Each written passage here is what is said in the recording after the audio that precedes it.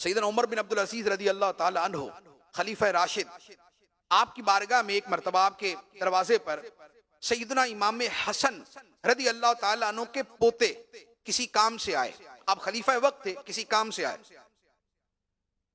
جب حضرت عمر بن عبدالعزیز رضی اللہ تعالیٰ عنہ کو پتا چلا کہ امام حسن کے پوتے میرے دروازے پر کھڑے، تو آپ فوراً گھر سے باہر نکلے اور جا کے فرمایا کہ حضرت اذا کان لک حاجۃ فارسل الی او اکتب، جب کبھی آپ کو کوئی کام پڑے بس مجھے چھوٹی سی چٹھی لکھ دیا کرے یا کوئی بندہ بھیج دیا کرے، خود چل کے میرے دروازے پر نہ آئیے گا.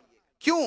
فرمایا کہ فَإِنِّي أَسْتَحْيِي مِنَ اللَّهِ أَن يَرَاكَ عَلَى بَابِي، فرمایا کہ مجھے اللہ سے حیا آتی ہے کہ آپ کو میرے دروازے پر کھڑا دیکھے.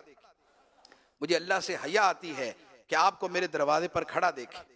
ایک مرتبہ سیدنا علی المرتضی شیر خدا رضی اللہ تعالیٰ عنہ کی ایک شہزادی، ان کا نام بھی فاطمہ تھا، وہ حضرت عمر بن عبدالعزیز رضی اللہ تعالیٰ عنہ کے پاس آئی. اس وقت آپ مدینے کے گورنر تھے، خلیفہ نہیں تھے، مدینے کے گورنر.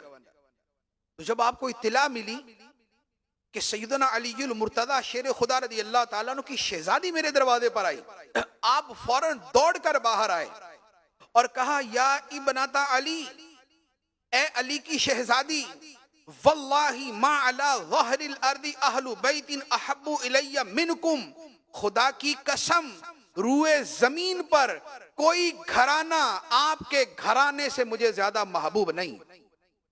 روئے زمین پر کوئی گھرانہ آپ کے گھرانے سے زیادہ مجھے محبوب نہیں ہے، اور خدا کی قسم اپنے گھر والوں سے زیادہ مجھے آپ سے محبت ہے.